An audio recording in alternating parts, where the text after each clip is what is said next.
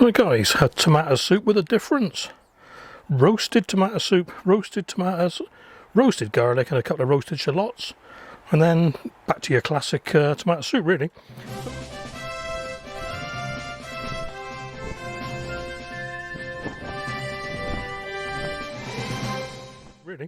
So we got a kilogram of tomatoes, a bit of tomato puree to intensify the flavour, your usual carrot, celery and onion, which is in most soups, a couple of whole cloves of garlic, which we're going to add to the roast, a couple of shallots, add to the roast, thyme for flavouring, vegetable stock to bulk up the liquor, balsamic vinegar, olive oil and pepper and salt. So first up, chop the tomatoes. Here we go then. Right, as I see it, there's two ways of doing this. We've got to chop the tomatoes. We're going to cut them lengthways and then roast them. Now you can do it nice and neat. Ooh. Lay them out on your baking tray. Oh, there's me there, look. Lay them out on your baking tray and drizzle them with the oil and the balsamic vinegar. And then have to redo it because they're all over the shop. Or you can just chuck them in a bowl and mix everything together. Guess which one I'm going to do. Right. So, what we're doing, cut them lengthways. They have been washed. These are, and I'll keep on about them because they are lovely, and you'll see my video on them soon. Willie Coleman's, not Willie Coleman's, the ones Willie Coleman sent me from Canada, Roma Juliet. They are lovely. So, let's cut all these lengths. God, smell them. I know it sounds daft, but they even smell like tomatoes. You get this with a Tesco tomato, you can't smell it. Right, that's them all chopped up. I've left a few whole, some of the little ones, but different flavour. Didn't have the heart to cut this one up. I'm here all day, folks. Is it a heart or is it a bum? Ooh, saving that for work.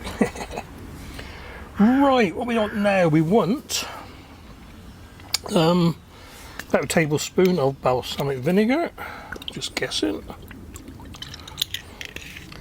A lot of cooking guessing, isn't it? And about a tablespoon of oil.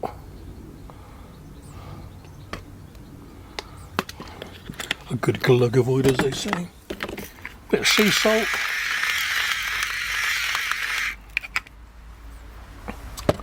And some black pepper.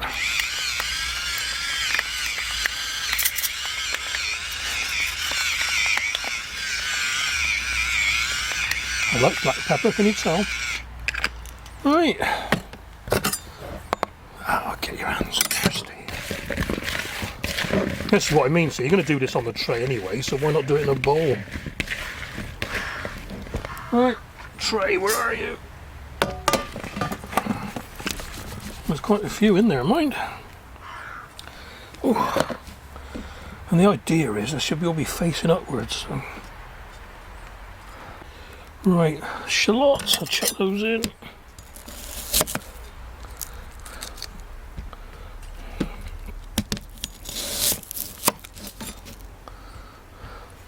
And what we do with the garlic, now I had to buy these because mine were too small. Just going to cut the tops off. Like that, that'll do. That'll do.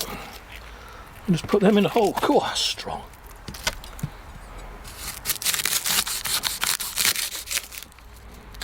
So they're all cut, lovely. I reckon that's a hard neck one. Don't know what it is, come from a supermarket. And some thyme leaves on top. Right, in the oven, 30 odd minutes. Just want to get the tomatoes reduced down so there's hardly any water left in them, and they're really, really sweet and caramelised. Okay, right, that's them in the oven. Half an hour, like I said. So, a couple of stalks of celery. Finely chopped. Doesn't really matter because it's all going to get minced up anyway, but just helps with the cooking a little bit.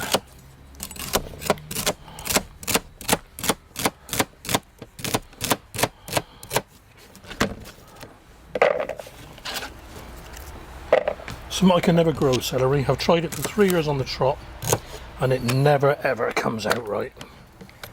It tastes like celery, but it just doesn't look like celery. It's not very appealing. But as I keep saying, never give in, never surrender. That's that onion. Fine slices of the onion, nothing too fancy. I'm going to use a soup maker for this, but if you were doing it on the stove top, you're going to have to blend it with a hand blitzer anyway, so it doesn't really matter how big they are, you know.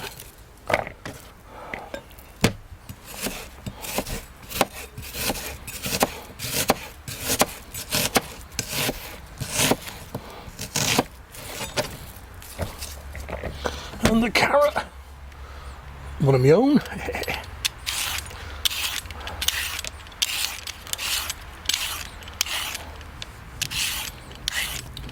This is, ooh, thunder. This is an Olympio. I've got a little bucket down here, that's why I'm throwing things on the floor. I'm not just being messy, you know.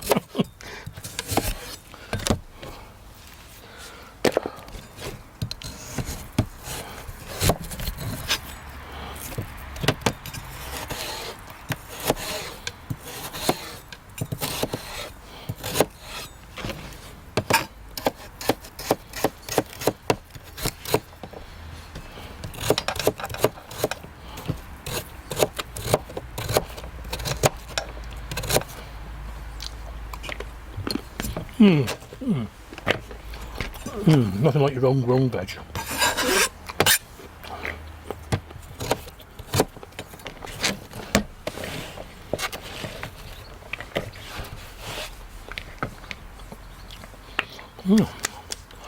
Not much more to do now, but wait.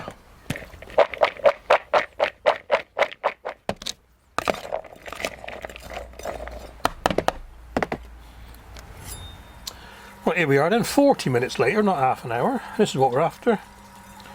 The tomatoes are all squidgy, look. Most of the moisture's gone. And the garlic is very squidgy. So what I'm going to do...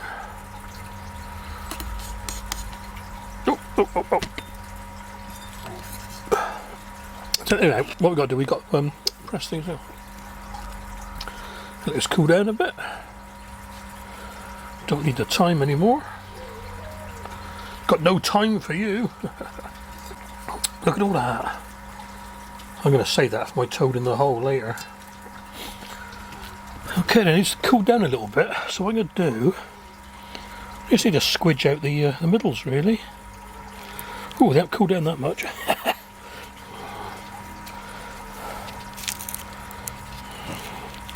Just squeeze them out.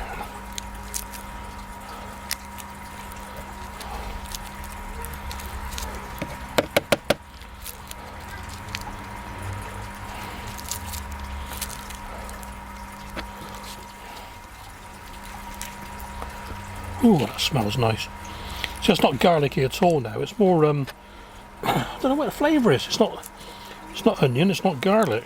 It's nice. That'll do, right.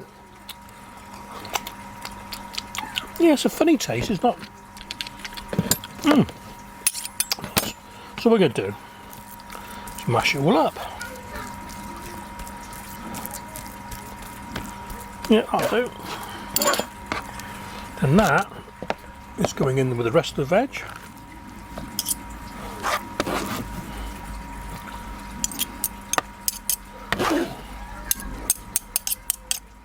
And seems to be the norm these days. I forgot an ingredient, basil. So a few basil leaves in there. Right, let's get the soup maker ready and bring you back. Right then, bit of oil just to stop the veg sticking to the bottom.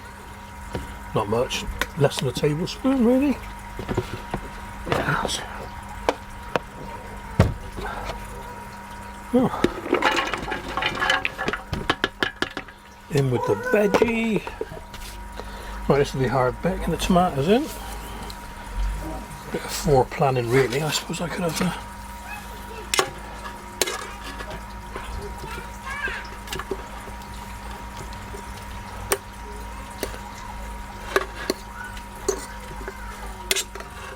Oh, I'm saving that for my sausages later on. Toad in the hole tonight. Not very exotic to some people, but that'll do. Toad in the hole mashed potato. Right, what we need then is a good couple of tablespoons of tomato puree. Just brings out the rest of the tomato flavour. That'll do. Right, a stock cube. Oh, sorry, can't see me there, can you? The stock pot these days. Vegetable stock pot. And water. Well, about a litre really, but enough to take it up to the maximum mark on the cooker. Soup maker, that'll do. That's about it, I think. Yeah. So let's have a look then. Mode. Blend. Puree, blend, puree. On, off. Here we go then. Let's see about half an hour.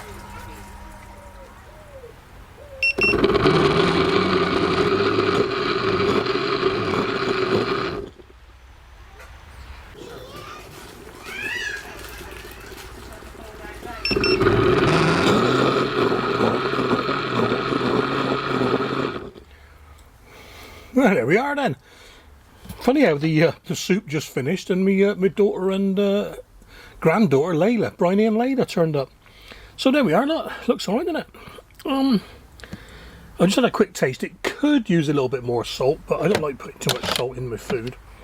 If you need salt, you can adjust it later. You know what I mean? So, one for work tomorrow. Ooh, crikey! Look at that. And if you were really, really fussy, you know, like if you're making this for other people, you could sieve it and take, in case of any seeds. I'm not saying there are seeds in there, I've not found any. Let's see what's like. Another 3 for freezing.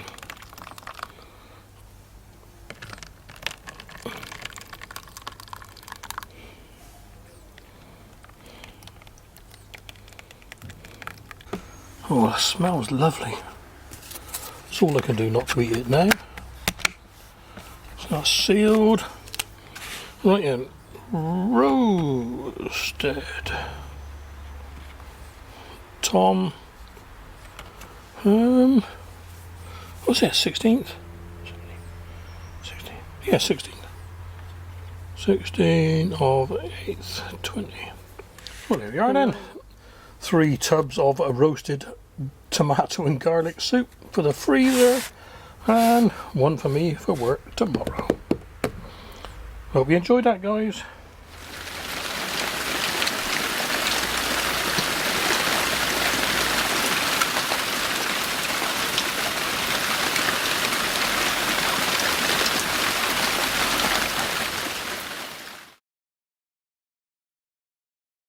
That's the soup maker.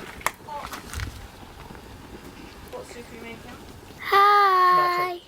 It's not on, mate. It's not on. I can't see my face. I'm going to film it when I finish. Look at that.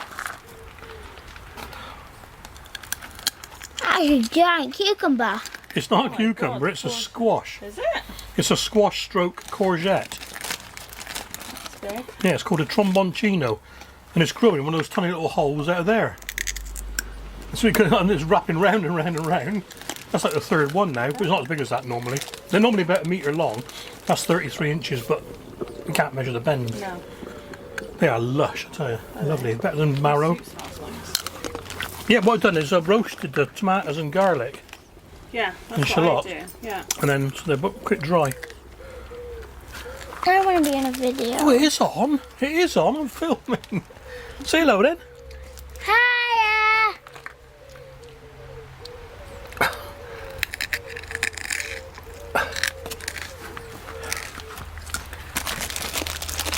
Turn it off. I've been sitting there for a quarter of an hour. Oh, have you? But you're staying with Grampy next week, Layla. Yeah, we've got to do Lego, mate. It's coming today.